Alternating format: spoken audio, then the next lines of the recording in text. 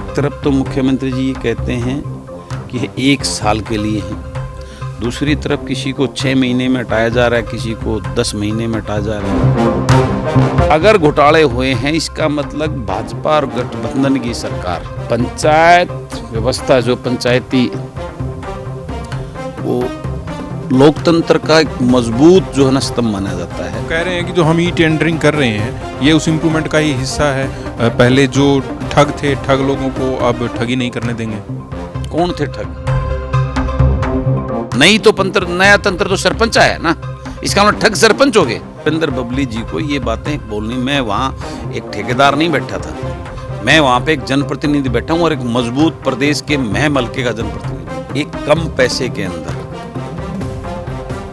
नौकरी लगाना ये युवाओं का शोषण करना है, उनके साथ उनके अधिकारों का हनन करना। नमस्कार, मैं हूं देवेंद्र, आप देख रहे हैं पंजाब केसरी टीवी। विधानसभा के शीतकालीन सत्र का दूसरा दिन काफी तल्खी देखने को मिली। बलराज कुंडू सरपंचों का मुद्दा उठा रहे थे और भी कई मुद्दे उठा रहे थे। पंचायत मंत्री के साथ थोड़ी जो भिड़ गए, वो कह सकते हैं हम आसान भाषा में। बलराज कुंडू हमारे साथ हैं, उनसे बात करते हैं। कुंडू साहब, आज सरपंचों का मुद्दा उठा रहे थे और जब आपने कहा था कि चोर बनाया जा रहा है तो देवेंद्र बबली ने उस पर ऐतराज जताया कि आप लोग चोर बना रहे हैं, बार बार कह रहे हैं, उनको बेइज्जत कर रहे हैं। क्या था पूरा मामला और क्या आप कहना चाह रहे थे? देखिए, बात ऐसी नहीं थी भाई, उस टाइप से कोई मुद्दा था। देखो, 8 साल से भारतीय जनता पार्टी की सरकार है। आज देवेंद्र बबली जी 2.25 साल के बाद पंचायतें समय से लेट जो है चुनाव हुए और सरपंच चुन के आए हैं। 2.25 साल तक जो है विभाग के कर्मचारियों के द्वारा सरकार काम करवा रही, जो भी कम ज़्यादा हुए। और पिछले उन्होंने विधानसभा के अंदर कल भी इस बात को एक्सेप्ट किया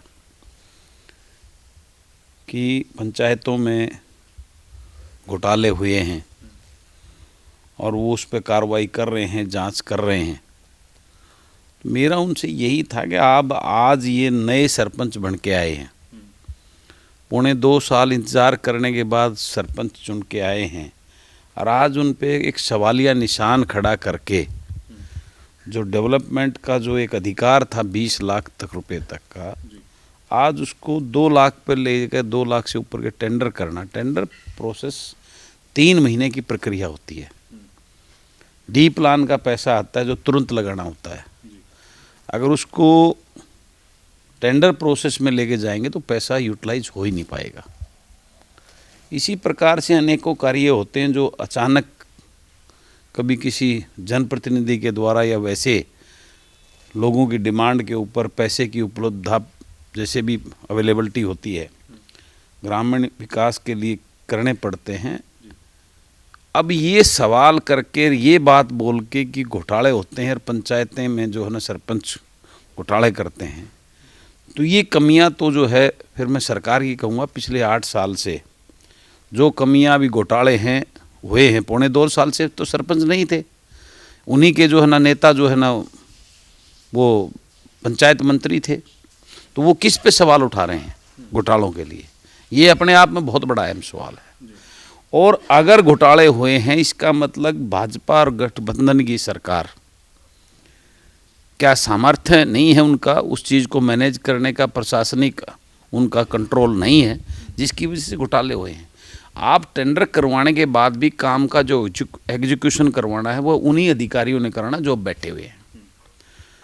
अब उसमें आज एकदम से प्रक्रिया कर ये सवाल खड़ा करना है कि वहाँ घोटाले होते हैं और सरपंचों को, ये पिछले कई दिन से मीडिया में, सोशल मीडिया में चल रहा है भाई चोर कहने वाली ऐसी कोई बात आई थी, तो मैं कहा आज इस प्रकार का उनके ऊपर आरोप लगाकर जो है ना ये व्यवस्था परिवर्तन करना वो गलत है।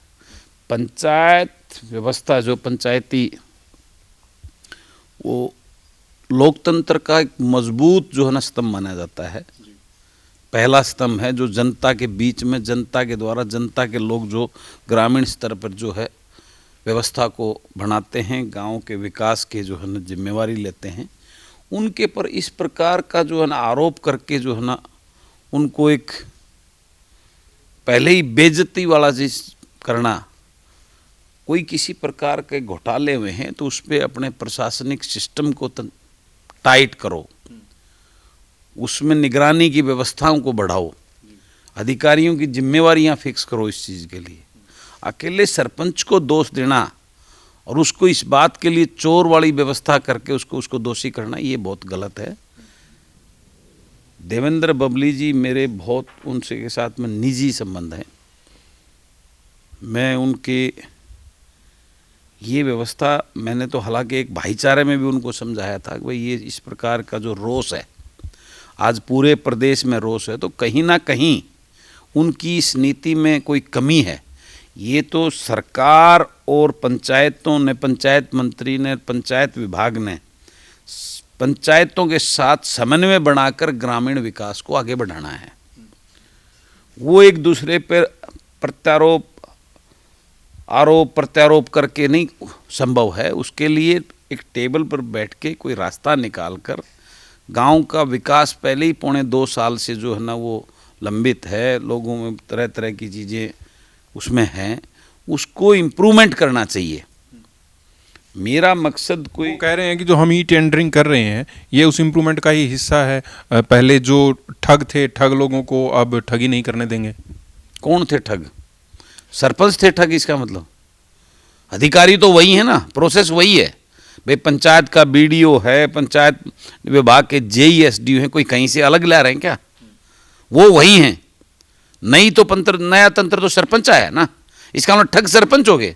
वो डायरेक्टली ना कर इनडायरेक्टली उस बात को, वही बात मैं बोल रहा हूँ, ऐसा ना बोल के उनको इस बात को करके अपने निगरानी तंत्र को, अपनी व्यवस्था को दुरुस्त करना चाहिए।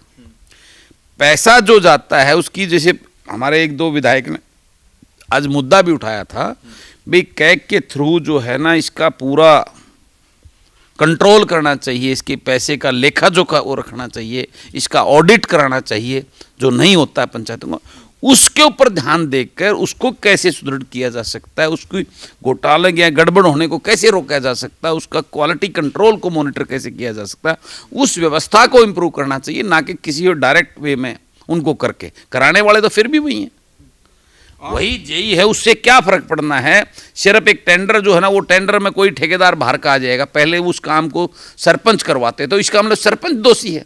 सेक्रेटरी वही काम करेगा, जेई वही काम करेगा, एसडीओ वही काम करेगा, बीडीओ वही काम करेगा, तो तंत्र क्या बदला है?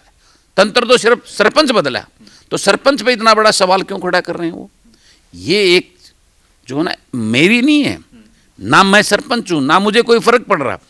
मैं एक जनप्रतिनिधि हूँ, मेरे पास मेरे हल्के के अनेकों सरपंचों ने और प्रदेश के भी अनेकों सरपंचों ने इस बात के लिए मेरे पास जो है ना फ़ोन किए, मेरे से संबंध कांटेक्ट किया, उनको इस बात को उठाने के लिए उन्होंने हुए, तभी मैंने ये मेरी आवाज़ नहीं थी, ये जो सरपंचों की जो पंचायतें चुन के आई हैं उनके इश्यूज थे, जिसको मैंने एक जनप्रतिनिधि होने के नाते विधानसभा में उसको सदन की पटल पे उठाने का काम किया है।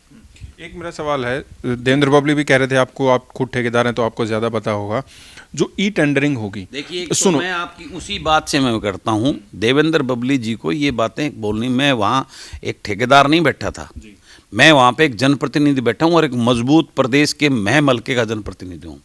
इस प्रकार की बातें उनको, मैं ये मानता हूँ वो उनकी बहुत गलत थी, नहीं करनी चाहिए। और ठीक है, मेरा परिवार सब बिजनेस तो उनका भी होगा, ठेकेदारी तो वो भी कहीं ना कहीं कर रहे हैं, तो ये चीज़ें नहीं बोलनी चाहिए। मैं वहाँ जनप्रतिनिधि हूँ, जिस प्रकार से वो टोहाना के जनप्रतिनिधि, ठीक है आज मंत्री बन गए वो अलग विषय है, ठीक है, वो 8-9 महीने पहले मेरी तरह विधायक थे, हम इकट्ठे बैठते थे, रोज उठना बैठना था, तो ये इस प्रकार की अहंकार की भाषा उनको भी नहीं बोलनी चाहिए। मैं वहाँ जनप्रतिनिधि के नाते मैंने वो आवाज़ उठाई थी, तो ये बातें उनकी, मैं एक भाई चलो कोई नहीं, उन्होंने बोल दिया, अपनेपन में कई बातें अपनों की जो है ना वो भी करनी पड़ती हैं, लेकिन वहाँ मेरी जो आवाज़ थी वो एक जनप्रतिनिधि की आवाज़ थी, और जनप्रतिनिधि के पास में सरपंचों के द्वारा जो भेजी गई जो उनकी वो थी, उस बात को मैंने वहाँ उठाया था, मेरा व्यक्तिगत कुछ नहीं है उसके अंदर। 2 लाख तक पैसे मिलेंगे सरपंच को, जो बात हमें समझ आ रही है, और उससे ऊपर ही टेंडरिंग होगी। पहले 20 लाख तक मिलते थे। इसमें नुकसान किसका हो रहा है आपके हिसाब से, और फायदा किसको होगा? देखिए, 2 लाख में आजकल कुछ नहीं बनता। 2 लाख कहने की बात है, 2 लाख के अंदर आप जो है ना, कोई कमरा, उसकी एक दीवार बनने, नीम भी नहीं भर सकती उसकी, तो 2 लाख तो कहना वो कोई उसका बेस ही नहीं बनता 2 लाख के डेवलपमेंट का। रही बात जो ई टेंडरिंग की बात कर रहे हैं, अगर वो इस प्रोसेस की बात करें तो मैं जानता हूँ ये प्रोसेस 3 महीने का है। 3 महीने का टेंडर होगा। टेंडर की बहुत सारी फॉर्मेलिटीज़ होती हैं, बहुत सारे एस्टीमेट बनते हैं, उसको अप्रूव किया जाता है, फिर उसको ऑनलाइन भेजा जाता है, फिर उसको चेक किया जाता है वो एलिजिबल है कि नहीं, फिर उसकी अप्रूवल दी जाती है, फिर कहीं जाके जो है ना उसको टेंडर, उसको अलॉटमेंट लेटर मिलता है, फिर वो ठेकेदार उसको शुरू करता है। तो इतना लेंथी प्रोसेस है। जो पंचायतों के अंदर छोटे छोटे काम होते हैं, जो समय के अनुसार जो है ना, ज़रूरतों के अनुसार उन कामों को आगे बढ़ाया जाता है, ये प्रोसेस में चलने वाले नहीं हैं। उनको अगर करना है वो ऐसी प्लानिंग करें, सारे गाँव का ये 1 करोड़ का टेंडर लगा दें, कौन मना करता है। लेकिन छोटे सिस्टम से करना है, 20-20 लाख तक की सरपंच की पावर, जैसे उसमें खामियां कहाँ थी उसको दुरुस्त करके, ना कि एक सवाल या निशान जो है ना सरपंचों के ऊपर कोई क्वेश्चन मार्क करके, उनकी गलत नीति उनके प्रति जो है ना वो करके, भाई ये सरपंच ऐसा करते हैं, ऐसा नहीं करना चाहिए। उनको इस बात को एक उनके साथ समन्वय बिठाकर, वो मुखिया हैं, डिपार्टमेंट के मंत्री हैं, उनको इस बात का ध्यान रख के आगे अपने विकास का कार्य प्रदेश के अंदर करवाना चाहिए। विधानसभा में आज आपने बताया कि आपने किसी शख्स को 20,000 की नौकरी दी, जो कि कौशल रोजगार निगम के तहत जा रहा था चपरासी की नौकरी के लिए। क्या वो पूरा मामला है, और आप कैसे देखते हैं इस निगम की जो प्रणाली लेकर आए हैं नौकरी के लिए, इसको कैसे देखते हैं? देखिए, आज काफ़ी जगह हरियाणा कौशल रोजगार निगम के ऊपर मुख्यमंत्री जी ने भी जवाब दिए। काफ़ी हमारे कई ध्यानाकर्षण प्रस्ताव था हमारा, तो उसमें जो बात है, ये प्रणाली जो है ऐसी है, ये एक बैकडोर एंट्री है, सरेआम जो है। मैं पूछना चाह रहा था, वो समय के अभाव की वजह से मुझे रोक दिया गया, मैं मुख्यमंत्री जी से भी पूछना चाह रहा था। वो बोल रहे हैं कि 1 साल के लिए या 2 साल के लिए एक टेम्परेरी बेस पे नौकरी दे रहे हैं, और जब और आ जाएंगे तो उनको हटा दिया जाएगा। ये कोई एश्योर्ड गारंटी की जॉब नहीं है। तो मुख्यमंत्री जी को सदन में मैं पूछता, लेकिन वो समय नहीं पूछ पाया। क्या मुख्यमंत्री जी 1,06,000 नौकरी जो आज कौशल रोजगार निगम के तहत अनेकों विभागों में ज्वाइन हो चुकी हैं, जिसमें पहले के जो कॉन्ट्रैक्ट बेस पे थे उनको भी कंटिन्यू करके कौशल रोजगार में कन्वर्ट कर दिया। एक तरफ तो मुख्यमंत्री जी ये कहते हैं कि 1 साल के लिए हैं, दूसरी तरफ किसी को 6 महीने में हटाया जा रहा है, किसी को 10 महीने में हटाया जा रहा है, किसी को 8 महीने में हटाया जा रहा है। हुड्डा साहब ने तो 4 दिन का एग्जाम्पल दिया। 4 दिन का भी हुड्डा साहब ने एग्जाम्पल दिया। अगर ये लग रहे हैं तो मुख्यमंत्री जी ये एश्योर करेंगे, जो ये सारी पोस्टें हैं ये HPSC के थ्रू, HSC के थ्रू भर के हम जो है ना परमानेंट जो रिक्रूटमेंट करके इनकी जगह रिप्लेस करेंगे। इनमें यही लोग जो दोबारा जो रिक्रूटमेंट में आएंगे तो उनको करेंगे, नहीं तो नए जो बच्चे आएंगे। ऐसी कोई गारंटी नहीं। इसका मतलब डायरेक्ट जो है ना परमानेंट भर्ती रिक्रूटमेंट को बंद करके, क्या ये जो हो, ये तो पहले ठेकेदारी प्रथा के खिलाफ जितना दी, ये सरकारी ठेकेदारी प्रथा होगी। अपनी मन मर्जी से कोई क्राइटेरिया जो बात कर रहे हैं किसकी उसके अंदर ज्वाइनिंग हो रही, उसका कोई लेखा जोखा कुछ है नहीं। एक कम पैसे के अंदर नौकरी लगाना, ये युवाओं का शोषण करना है, उनके साथ उनके अधिकारों का हनन करना है। मैंने वो ADO वाला था, वो था ADO की पोस्ट निकाली, उनका जो एग्ज़ाम कंडक्ट किया है उसमें जो 50% की कंडीशन क्वालिफिकेशन की लगा दी, उसके बाद नेगेटिव मार्किंग कर दी, और इतना जटिल प्रक्रिया कर दी कि हमारे जो है ना जो हाईली क्वालिफाइड बच्चे भी उसके अंदर डिस्क्वालीफाई हो गए। 600 पोस्टें निकाली थी ADO की, मात्र जो है 57 बच्चे उसके अंदर सेलेक्ट हुए, पेपर क्वालिफाई कर पाए। क्या हमारे बच्चों को नकारा साबित करना चाहती है सरकार?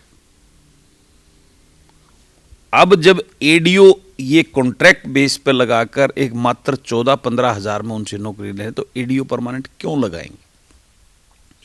सरकार की मानसिकता सही नहीं है, सोच सही नहीं है, नीयत सही नहीं है, ये इस बात को दर्शाता है। तो मेरा यही सवाल था कि सरकार को इस बात की चिंता करते हुए, आज बेरोजगारी सबसे बड़ा मुद्दा है प्रदेश के अंदर, और जिस प्रकार से हर रिक्रूटमेंट में, चाहे वो पुलिस की भर्ती है, उनका कोई लेखा जोखा वो नहीं हो रहा, ज्वाइनिंग नहीं हो रही, सबको ITI इंस्ट्रक्टर हैं, पिछले 2019 से उनका सब कुछ सारा प्रोसेस पूरा हो चुका है, आज तक ज्वाइनिंग नहीं हो रही।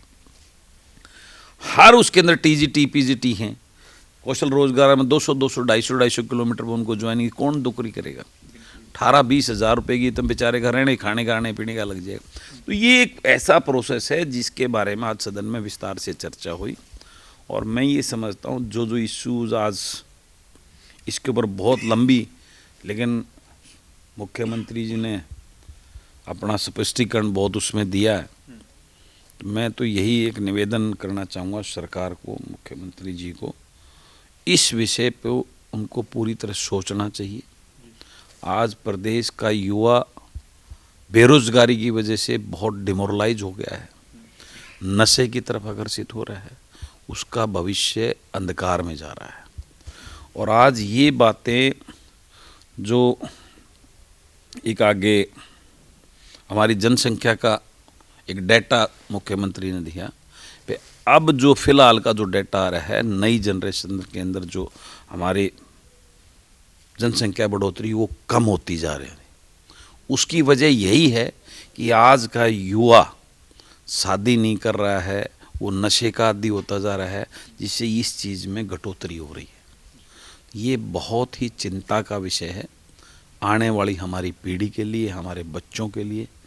तो सरकार को इस पे गंभीरता से विचार करते हुए इस विषय पे, बेरोजगारी का जो विषय के ऊपर चिंता करके इस पे कदम उठाना चाहिए, अन्यथा आने वाले समय में आज खुद मुख्यमंत्री ने माना इसके परिणाम बहुत गंभीर होंगे। चलिए, बहुत बहुत शुक्रिया। बलराज कुंडू महम से निर्दलीय विधायक मेरे साथ थे और आज दूसरे दिन की कार्यवाही पर चर्चा की। मैं हूं देवेंद्र, कैमरा के पीछे मेरे सहयोगी रजत। नमस्कार।